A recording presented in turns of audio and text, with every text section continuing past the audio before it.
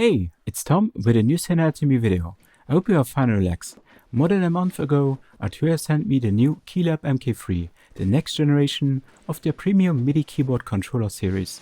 The new version promises a better synth action field keybed, better internal connections to their virtual instruments, a new color display, and more. This is the new KeyLab Mk3, the long-awaited update for the Arturia KeyLab series.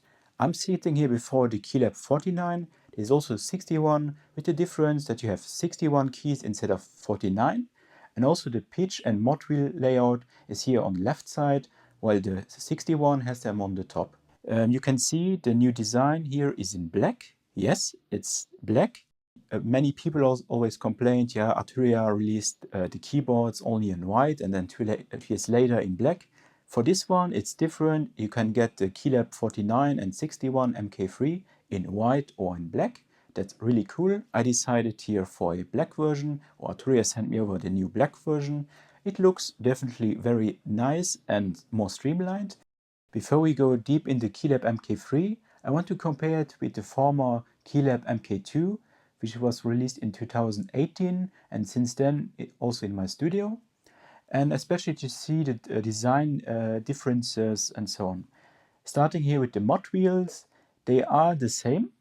In the quality wise, they can be played very good. Here they are a bit smaller compared to this ones. I don't know now if the 61 has also the smaller ones. Yeah, I need to check this.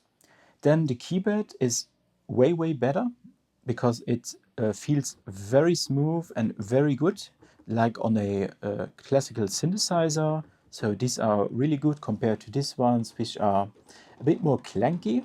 So yeah, it could be also that this one, with his 6 years old now, it's they have become a bit too old.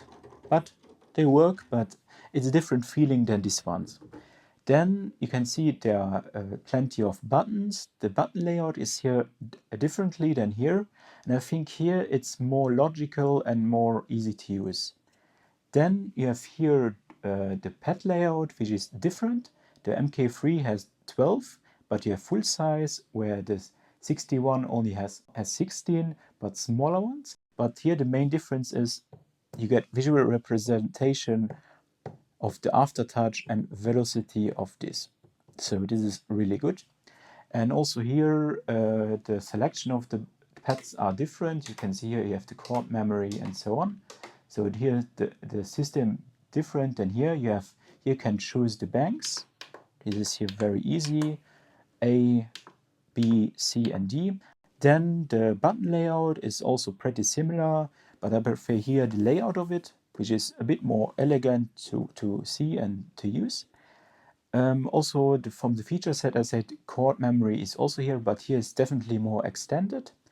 Then the quantize function and hold function, I think the hold function is here not available now, because there's now also here an arpeggiator, which is super fun. I will go more in depth later on this. You have a scale function, and also new here is you have also here the undo, but here you have undo and redo, which is very practical for the DAW. The big difference now here is the user interface with the display. Where the Mk2 only had an LCD display, as you can see, a very bluish LCD display, you have here a color display. You will see this in action later. And it also has different buttons, where this one has analog lab, DAW, and so on, the modes. The modes are here now built in the unit. Then you have here a big knob, which is unfortunately very sticky. Now, one of the problems of Arturia keyboards, of the former ones, the new one has here an aluminum one, and this one works great. So the new user interface here is definitely an improvement. And also with the color display, it's more nicer to watch. And also integration goes far more behind this one. Then the knobs and fader layout, as you can see, it's pretty much the same. You have 9 knobs and 9 faders here. Big improvement also here are the knobs. They are, quality-wise, very good. Here they are very sticky, and yeah, a problem that Arturia keyboards had in the past. This one are no longer sticky, and so they work. And another big improvement is here, they are touch sensitive. So you can touch them and you can see what parameters are mapped. This is a great feature and it's also available for the sliders. Yeah.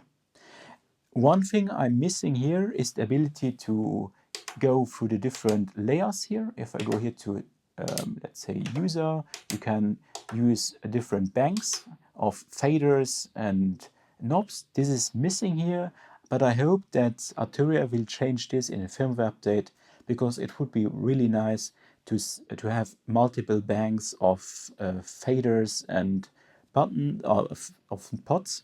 This one here are no longer available here on the hardware. These things are now incorporated here in the system. And otherwise, as you can see, this one was made of plastic here on the left or right side. This one has here some nice wood. And it looks definitely more streamlined and more modern than this one. This one looks a bit old-fashioned now. Let's look also on the back side, because there are also some major differences between the Mk2 and the Mk3. You have a USB-C port for data and power, an optional power supply input, MIDI in and MIDI out on 5 pin, then a sustain pedal input, expression pedal input, an auxiliary in, and you have a Kensington lock and a button for power on and off. There are significant differences to the KeyLab Mk2. You have also here a button, then a power supply input. You have here a big USB port. I prefer this one over USB-C because it holds better the cable. Then you have here a breath input. Then you have more pedal inputs. You have not just one auxiliary, but you have 3 ones. So you have 3 auxiliaries, 1 expression and 1 sustain. So they cut 2 of them in the new version. Then you have again MIDI in and MIDI out here.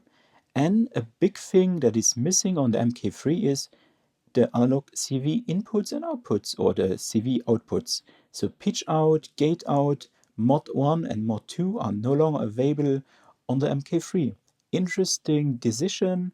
I suspect that this feature was not that much used by the users, so they remove it from the KeyLab Mk3. Now it's time to power up the KeyLab 49 Mk3. What you need is a simple USB-C cable that goes in the back of the unit, and the other one goes in your PC, Mac, iOS or Linux. Let's put it in. Let's go. And then you don't need a power supply. It's bus powered, but you can use one. Then you can see here it comes a welcome screen. You can activate or deactivate this. You can already see here the big feature, new feature of the KeyLab 49. It has 3 different modes. So you have one, the user mode, where you can customize everything. So the pads, the encoders, the sliders, and so on. Then you have the Arturia mode, where you can control your Arturia virtual instrument. Hopefully, they will also add in the future also the ability to control the effects. And you can control them without mappings. So the mappings are done automatically. And then you have here the DAW. So let's start with the first one, which is the user mode. Let's put it in, and then user 1. And then we are here in the user mode of the KeyLab 49 Mk3. And now you can customize everything, which is pretty powerful. For this, you go here to settings. And then you can see here you have global, keyboard, wheels, pedals, encoders, faders, pads, and buttons. The global mode gives you everything from pedal calibrations, the MIDI, aftertouch sensitivity. Yeah, the keyboard has aftertouch and velocity. Then the DAW protocol, which is active. For me, it's Ableton Live. Then the display brightness. A bit annoying is here the sleep mode, because the screen goes in sleep mode for me now in 15 minutes. I hope it can be also deactivated completely. Yeah, you can here activate the welcome page and so on. You can do a factory reset and so on.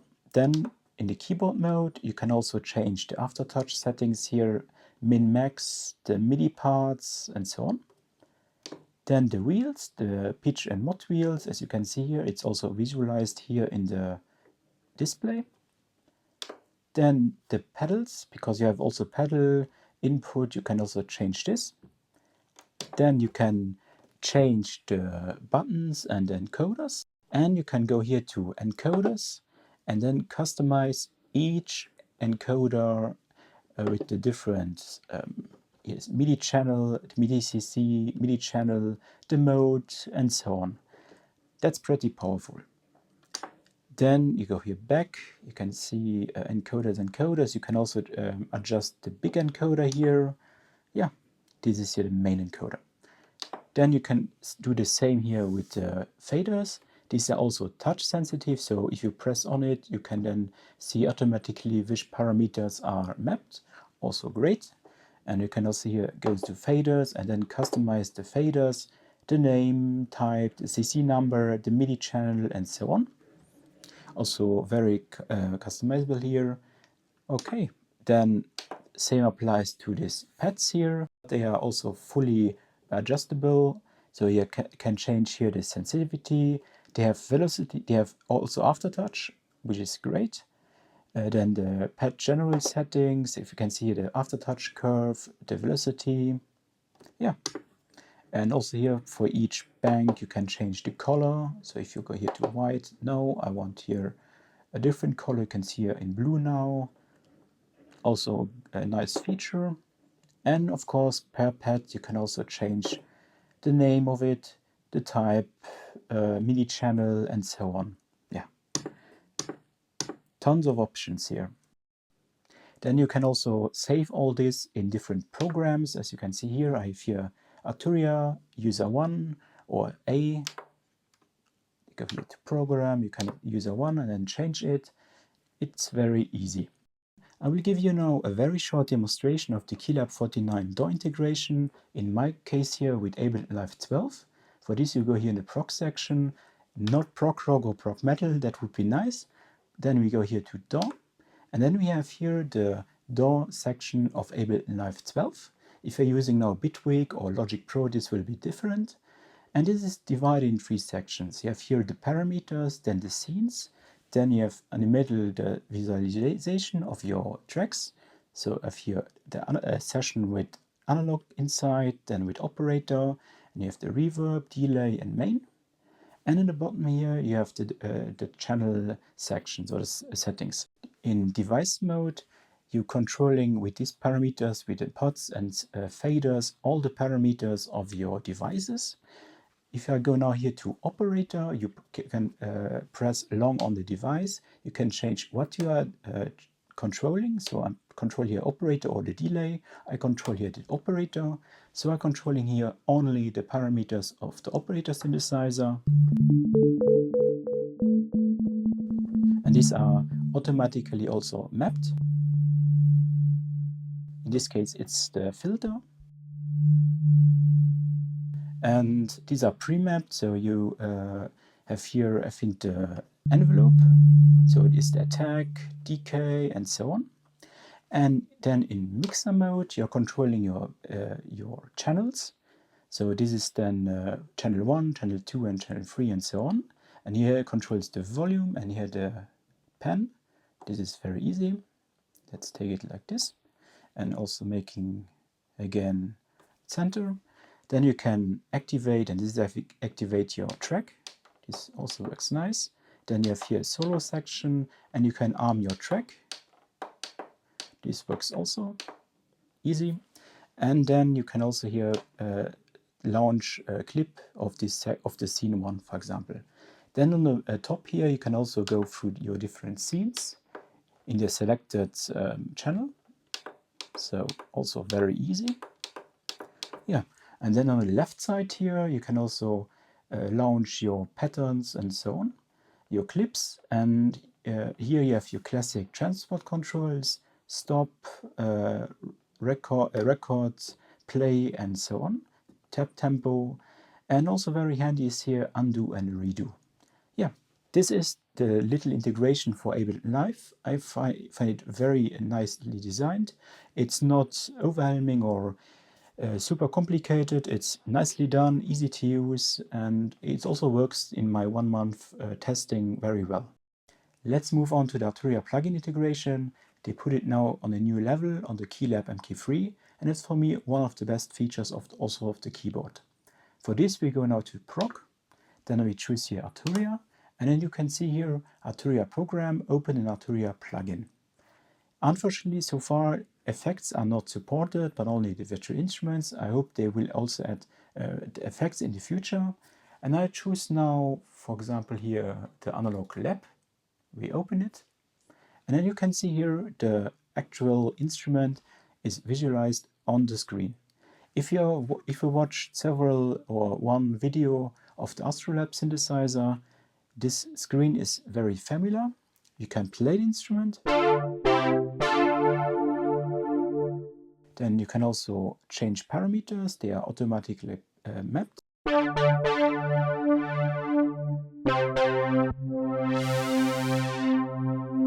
Yeah, and you can also leave a heart. Of course, you can also leave a like on this video. Then you can also change presets here.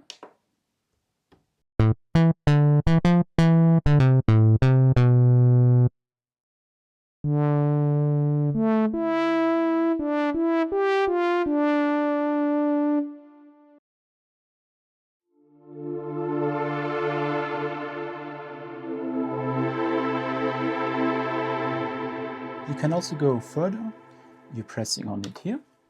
You can also change other parameters here, for example, also add a second part to it. So like you know it from the Arturia, also or of the analog lab plugin. You can also search for new sounds. You go here to this one, and then you come here to the menu, which one you also know from the Arturia or from your other plugins. And you can choose from bass, keys, lead, pads, and so on. Let's take here a lead sound, then a big lead sound.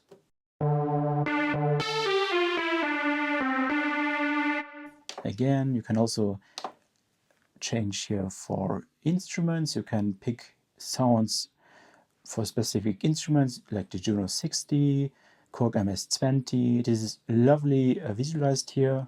It's very well done here. Then you can also take your sounds from different genres, also banks. Yeah, that's lovely. And what is also amazing, you don't need to load a special software to it. You only need to load an Arturia plugin or an Arturia instrument, and it works. We can also take a different one. For example, I close now the Analog Lab V, and I take here, for example, the Mini V, simple synthesizer, a Mini Moog, and you can see it loads automatically.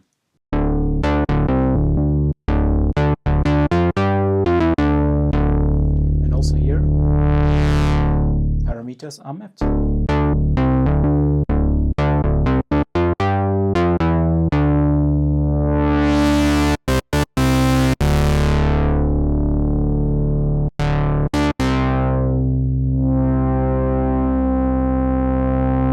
In this case, it's a volume. Here's the VCF attack. Also here you have the menu, or the preset browser. This one is a bit smaller, but you can see bass, lead, pads, piano, and so on. This is really lovely done, and I really enjoyed that they didn't make now a special software where you load in your plugins. No, they made it really native, and so if you launch an Arturia plugin, it loads also in on the KeyLab. That's really nice here. Yeah, this is the Arturia plugin integration. There are some minor bugs and so on, but hey, this is the beta version. I'm pretty sure this will be fixed all in the final version, but it works. For all my iPad musician friends, does the KeyLab 49 Mk3 also runs with iPads? The answer is yes, just connect it via USB-C. Takes a moment, then you can see it is bus powered by the iPad. I take here user 1. Let's go here to Stringula, an amazing physical modeling synth. Then MIDI. Then I take here connected KeyLab 49 Mk3 MIDI. and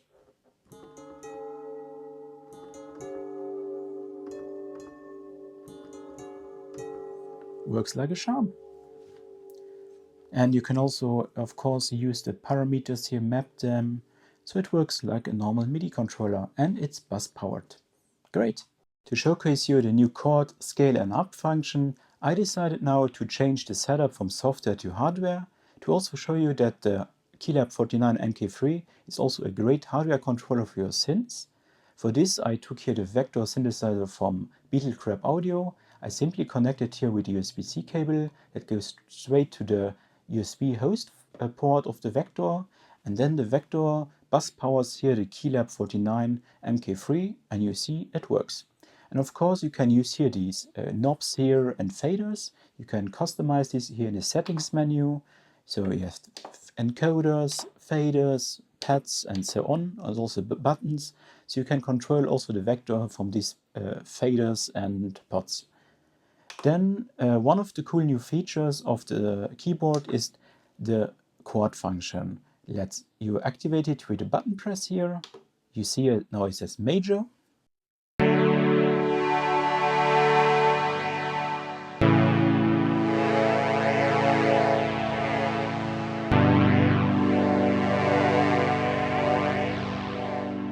You can also customize it completely, a long button press. Then you are in the mode, in the chord mode. First, you have the chord presets. There are various from octave, fifth, major, minors, and so on. Let's say minor here.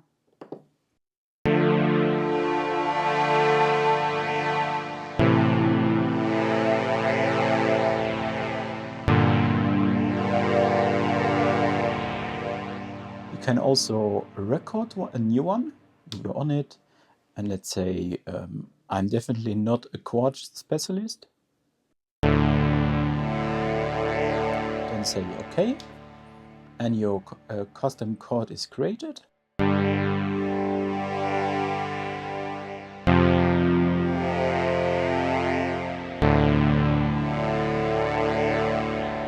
So you have your own chord now created. You can also go back here to octave or let's say major. And another pretty cool feature you probably know from the Arturia KeyLab 37 is the strumming function, and this one is also here available. You can now activate strumming, and this is like you playing a guitar. So you are playing the chords like strumming on the guitar. Let's put it here to, let's say, 30, and then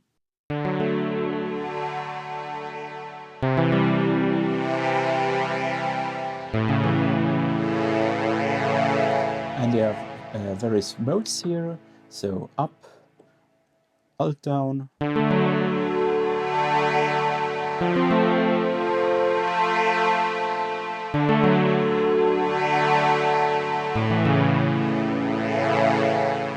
or random.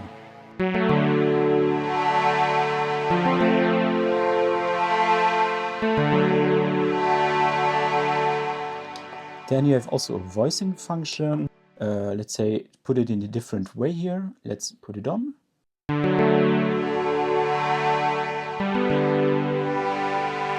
can also add here a bass to it, a bass note.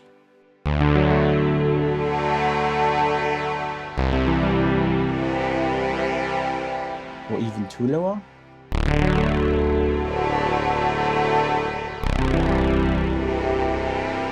Also cool addition here. And you can also spread it with velocity on aftertouch, or you can spread it on your keyboard. So you're playing only one range. Or you can also go higher, like 5.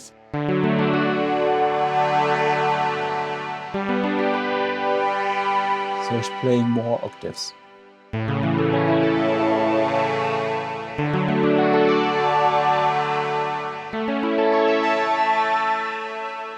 And it goes up to 16.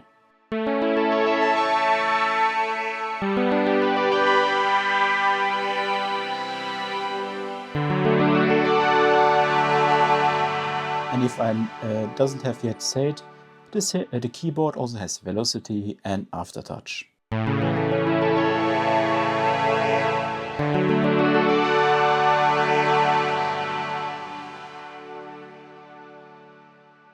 Yeah, this is the chord function, and for me it's definitely a major step forward compared to the Mk2, which was more a classic chord generator.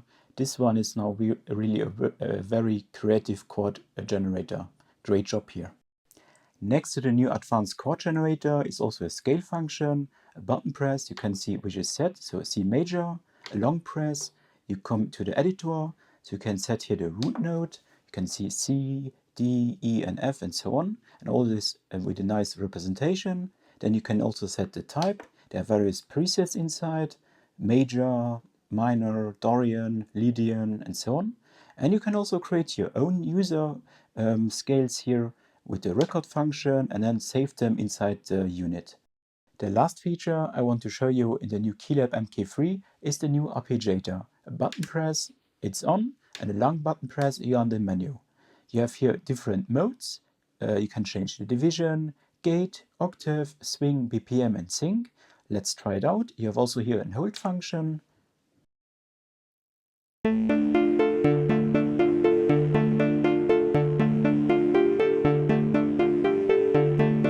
So you have different modes, down,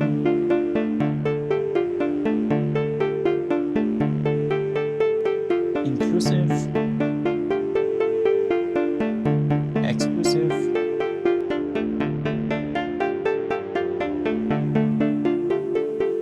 random, you have poly and order. That was the poly mode. Then division, you can change the division here.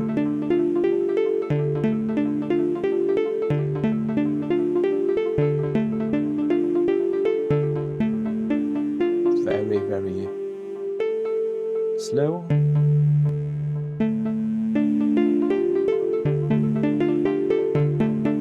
Then you can change the gate.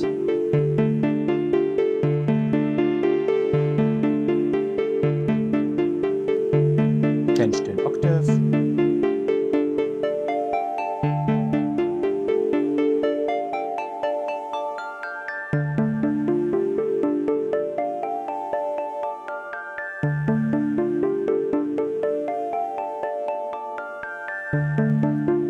Then you can change here the swing, BPM and sync.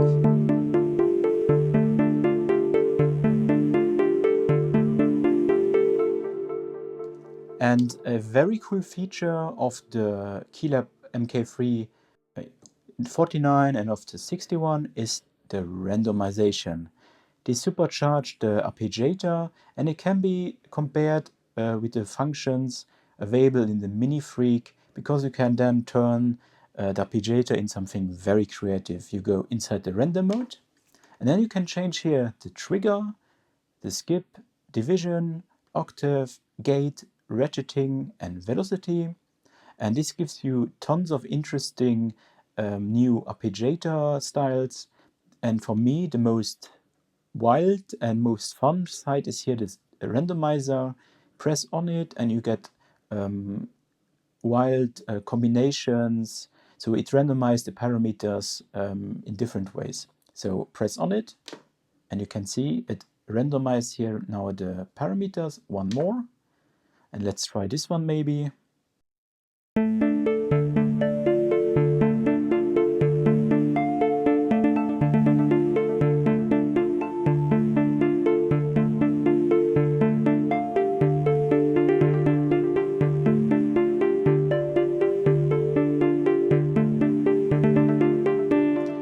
can also customize the parameters yourself. You go here on ratcheting, for example, turn it up.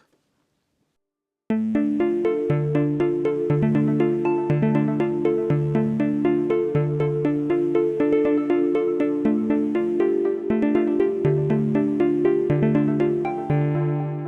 can also press again on it and one more.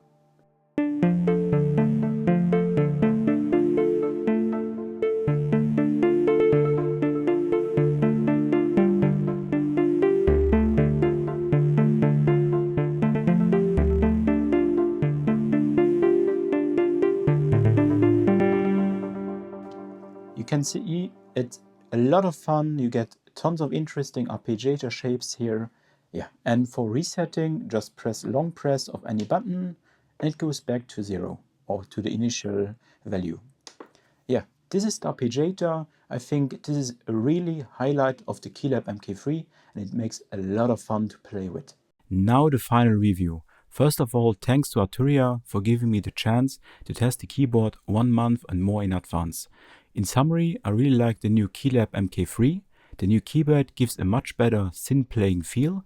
However, it's a big shame that in times of polyphonic aftertouch keybeds like the native Control Mk3 or Chord Keystage, Arturia didn't give the new KeyLab polyphonic aftertouch support. This was a missed opportunity in my opinion to upgrade it to the next level.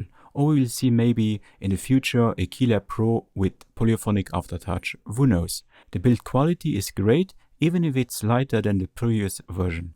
It also welcomed that the knobs and faders now have the new design, so no sticky times anymore, and that they are fully customizable to the last detail. A bit pity is that there are only one layer of knobs and faders, so you can't switch between several like on the Control Mk3 for example. The new features like the extended chord generator and the crazy arpeggiator are real highlights here in my opinion. They're inspiring and fun to use. Better is that they also work without software detour. The DAW integration is nicely and minimal solved, not a big highlight, but a useful one. The Arturia plugin integration is another highlight for me. I really like that, it's instant and plays like hardware. I just hope that the effect plugins will be added in the same extent in the future as a free firmware update. That would be great. And the new color display and USB-C is also a solid upgrade. On the other hand, that the analog CV outputs were sacrificed is also a bit pity. All in all, a great evolution, not a revolution of the KeyLab series. Let me know in the comments below what you think of the KeyLab Mk3. It would be great to discuss with you. And as usual, if you enjoyed the video, leave a positive thumb, a subscription and a comment. That would be great and helps also the YouTube algorithm. Big thanks in advance and hope to see you again very soon in the next video. Bye!